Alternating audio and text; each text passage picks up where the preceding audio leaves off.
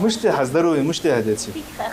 Алхамдулилlah. За свои 80 лет Молдхан Богатырева довольно редко переступала порог больницы. Всегда бодрой и энергичной женщине некогда было болеть. Она постоянно была чем-то занята. То учебой на экономическом, то работой, то домашними хлопотами. Но в последние 6 лет возраст все же дает о себе знать. Заболевание полости рта, из-за которого она не могла есть и спать, привело ее к стоматологу еще год назад.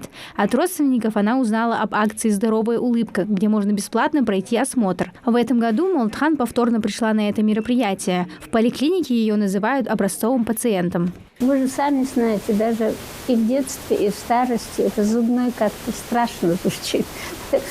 Вот. Пришла, они, вообще коллектив здесь очень хороший, положительный. Раз придешь, второй раз приходить хочется, потому что нормальное отношение. Вот, и они мне здесь уколы делали. И взрослые дети боятся ходить к стоматологу. Самая распространенная причина – это отрицательный опыт лечения зубов, полученный в детстве. Из-за страха можно довести свои зубы до ужасного состояния, поэтому важно найти подходящего специалиста. Недавно Багаудин Зангиев пришел к стоматологу с острой зубной болью. Проблему устранили не полностью, но после сегодняшнего приема он согласен хоть каждый день приходить в Сунжинскую поликлинику. 2 недели тому назад я отремонтировал зуб. Но такой дискомфорт после этого ремонта, острые концы они не срезали.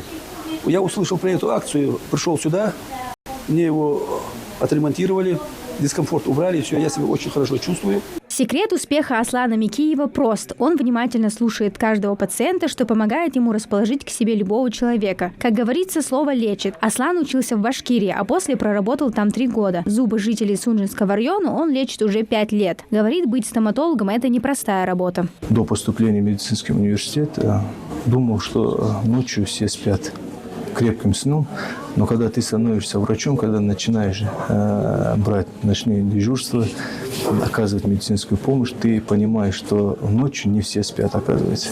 Бывает очень много случаев экстренных. Адам Мержоев, видя, как страдают его родные во время зубной боли, чувствовал, что должен как-то помочь. Тогда-то вопрос будущей профессии решился само собой. Студент проявил себя в качестве активиста и вошел в число выбранных волонтеров для сегодняшней акции.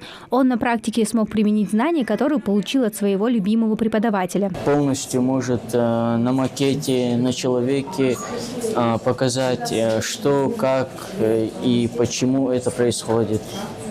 Кариес, пульпит, все это, что это такое, и объяснить, как оно появляется, что это за заболевание. Врачи стоматологического отделения Сунжинской поликлиники провели профилактический осмотр в рамках ежегодной акции. Успели принять около 50 пациентов, 3 из которых диагностировали пародонтит и заболевание кариеса с осложнениями. Каждого ждал сюрприз в виде уходовых средств от регионального комитета профсоюза работников здравоохранения Ингушетии. Амина Зязикова, Мухаммад Шаухалов, Магаз 24.